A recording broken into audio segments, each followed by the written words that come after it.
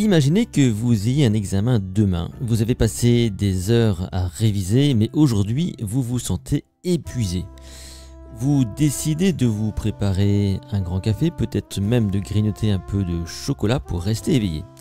Mais est-ce vraiment ce dont votre cerveau a besoin pour mémoriser efficacement ? Ça vous est aussi sans doute déjà arrivé de vous sentir confus ou incapable de vous concentrer après un repas copieux, ou au contraire après avoir sauté un repas. Vous avez peut-être entendu parler de super aliments, de compléments comme le ginkgo biloba, ou encore de régimes miracles censés booster votre mémoire. Mais entre les promesses marketing et la réalité scientifique, comment s'y retrouver ? Aujourd'hui, je vous propose de démêler le vrai du faux et de découvrir ensemble comment nourrir efficacement notre cerveau pour lui permettre de fonctionner à plein régime. Quels sont les vrais alliés de notre mémoire et quels sont les neuromythes qui ne tiennent pas la route ? C'est ce que nous allons explorer dans ce nouvel épisode. Bonjour, mon nom est Vincent Delourmel, je suis ce qu'on appelle un mnémoniste, c'est-à-dire un spécialiste de la mémoire. Et sur ce podcast, je partage avec vous mes astuces, mes stratégies pour optimiser et entraîner votre mémoire, votre attention, votre concentration et même affiner votre esprit critique. Retrouvez-moi sur mon site les-secrets.com et rejoignez la communauté de celles et ceux qui prennent soin de leur cerveau tout entier. On me demande souvent si manger du poisson est bon pour la mémoire. Et ma réponse est toujours la même, ça dépend d'où vient le poisson. Par ailleurs, rappelez-vous que la mémoire est une faculté, pas un muscle ni un organe. L'organe, c'est le cerveau.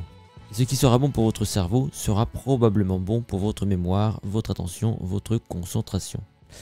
Je ne suis ni neuroscientifique, ni nutritionniste. Mes différentes rencontres, échanges et lectures au cours de ces 30 dernières années me permettent cependant de vous guider sur cette question du lien entre l'alimentation et les capacités cognitives. Pour comprendre l'impact de l'alimentation sur la mémoire et l'apprentissage, il est essentiel de savoir que le cerveau consomme environ 20% de l'énergie totale du corps, malgré sa petite taille, c'est-à-dire environ 2% du poids corporel.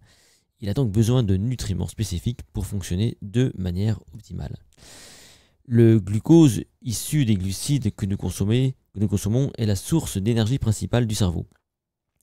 Il est considéré comme son carburant. Les glucides complexes, comme dans les céréales complètes, les légumineuses, permettent une libération plus lente et stable du glucose, ce qui favorise la concentration et la mémoire. Une étude de l'équipe de Marie-Laure Ancelin à l'INSERM, qui date de 2014, a montré que des enfants ayant consommé un petit déjeuner riche en glucides complexes présentaient une meilleure mémoire à court terme et de meilleures capacités de concentration lors de tests cognitifs comparés à ceux ayant consommé des sucres rapides ou ayant sauté un repas. Un autre nutriment que vous connaissez forcément, vous en avez entendu parler, ce sont les oméga 3 et notamment le DHA. Ce sont des composants cruciaux des membranes neuronales. Le DHA facilite la fluidité membranaire, ce qui améliore la transmission des signaux entre les neurones. Les oméga 3 se trouvent principalement dans les poissons gras de type saumon, sardines, maquereaux, mais aussi dans les graines de chia et les noix. L'équipe du Dr Pascal Barberger-Gâteau de l'Université de Bordeaux a mené une étude en 2012 démontrant que les personnes consommant du poisson gras au moins 2 fois par semaine avaient un risque de déclin cognitif réduit, tenez-vous bien, de 40% par rapport à celles qui n'en consommaient pas. Cette étude a suivi 2500 participants âgés de 65 ans et plus sur une période de 7 ans. Par ailleurs, le stress oxydatif provoqué par les radicaux libres peut endommager les cellules cérébrales et accélérer le déclin cognitif.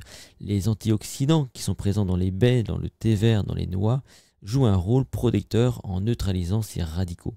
Une recherche dirigée par le docteur Robert Krikorian à l'université de Cincinnati en 2010 a montré que la consommation quotidienne de myrtilles pendant 12 semaines améliorait la mémoire des adultes âgés ayant des troubles cognitifs légers.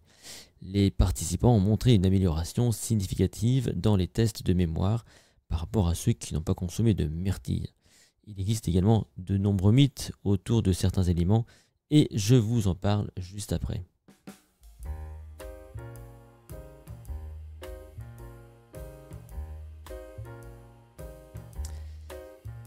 Je ne mange pas forcément beaucoup de myrtilles, mais je vais peut-être m'y mettre. Mais en tout cas, il y a quelques jours, alors que j'étais en déplacement pour une énième intervention sur la mémoire, j'ai une personne qui commente négativement une de mes vidéos sur YouTube autour du ginkgo biloba. Les compléments alimentaires comme le ginkgo biloba, le curcuma ou le ginseng sont souvent promus pour améliorer la mémoire, mais les preuves scientifiques restent limitées. Le ginkgo biloba est l'un des compléments les plus étudiés, mais les résultats sont contradictoires. Ainsi, une méta-analyse rigoureuse réalisée par la Cochrane Library en 2017, regroupant plus de 21 études randomisées, n'a trouvé aucune preuve solide que le ginkgo biloba améliore la mémoire chez les individus en bonne santé. L'étude conclut que l'efficacité perçue du ginkgo biloba est souvent due à un effet placebo. Qu'on s'entende bien, je n'ai rien pour ou contre celui qu'on appelle l'arbre aux 1000 écus. Je me base sur des recherches faites de façon rigoureuse. J'adorerais qu'une plante puisse me donner de la mémoire et dans les faits, ça n'est pas le cas. Et mon meilleur conseil est de vous méfier de la pensée magique. En revanche, ce que vous pouvez privilégier plus simplement, et ça vous coûtera bien moins cher, c'est de vous hydrater convenablement. Le cerveau est composé à environ 75% d'eau, et même une déshydratation légère, 1 à 2% de perte de poids corporel en eau, peut affecter les capacités cognitives. La déshydratation donc entraîne une réduction du volume sanguin, ce qui diminue l'apport d'oxygène au cerveau et impacte la mémoire à court terme. Une recherche conduite par le docteur Caroline Edmonds à l'université de Westminster en 2013 a démontré que les étudiants qui buvaient de l'eau pendant leurs examens avaient une amélioration de 10% de leurs résultats par rapport à ceux qui ne s'hydrataient pas. L'étude a suivi plus de 400 étudiants pendant une période de 3 mois. Donc plutôt que de courir dépenser votre argent dans des extraits de ginkgo biloba, commencez donc par boire un verre d'eau. Voyons maintenant comment appliquer tout ça dans notre quotidien.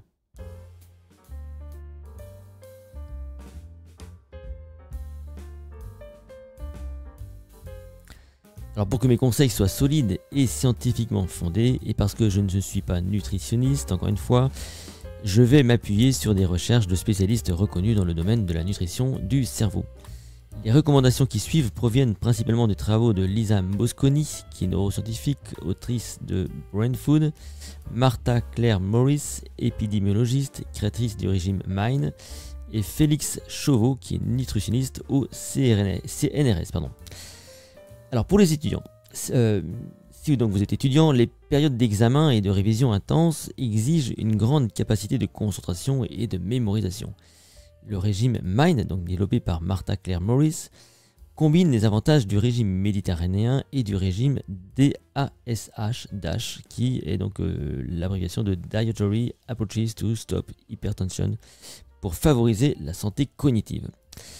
Martha Claire Morris recommande de consommer régulièrement des baies comme des myrtilles, des fraises qui sont riches en flavonoïdes ainsi que des légumes à feuilles vertes, des épinards, des choux qui sont riches en vitamine K, de la lutéine et du bêta-carotène, voilà, que je ne connais pas honnêtement. Une étude menée par Morris en 2015 a montré que les personnes suivant ce fameux régime MIND avaient un risque réduit de 53% de déclin cognitif.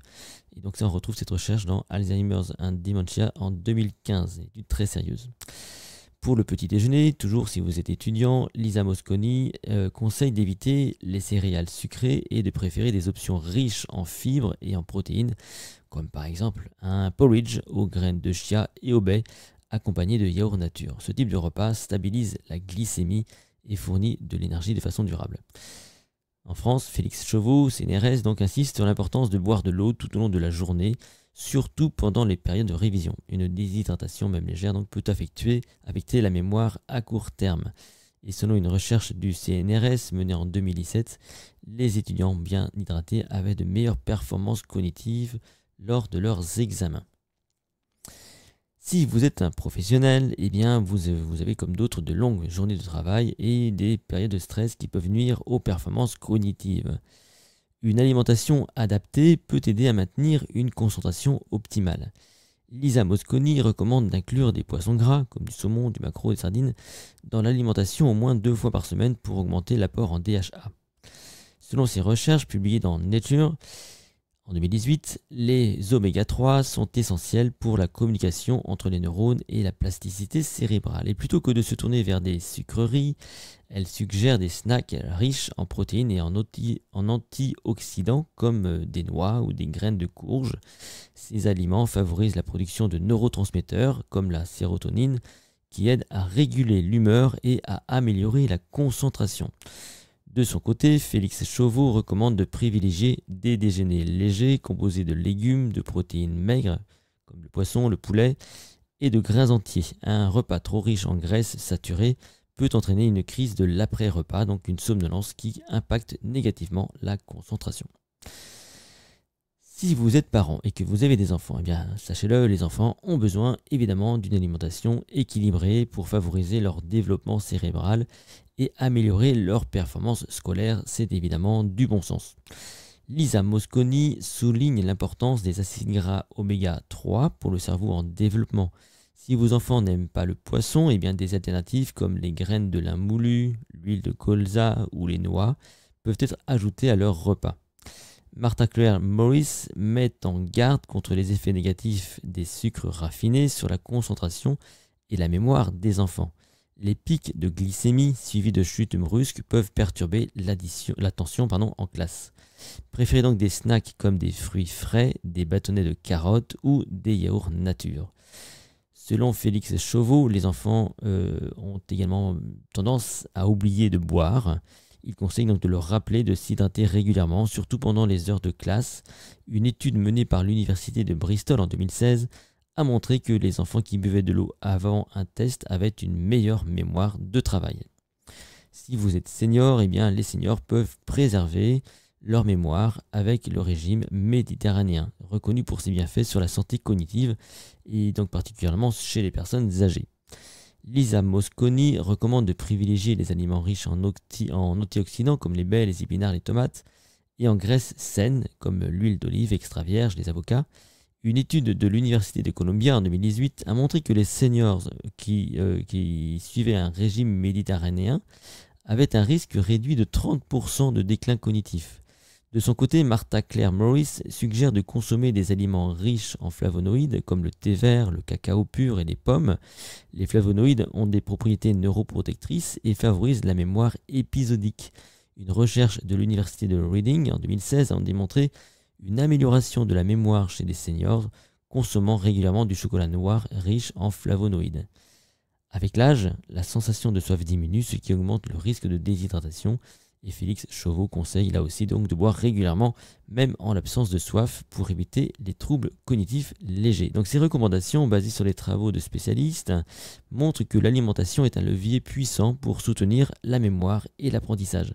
Que vous soyez étudiant, professionnel, parent ou senior, adopter une alimentation variée et équilibrée, riche en nutriments essentiels, est la clé pour optimiser vos capacités cognitives. N'oubliez pas l'importance de l'hydratation, souvent négligée mais essentielle pour le fonctionnement du cerveau.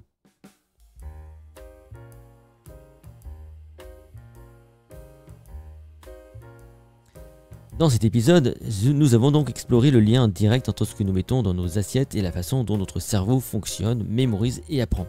Voici des points clés à retenir. Rappelez-vous que le cerveau a besoin de carburant de qualité.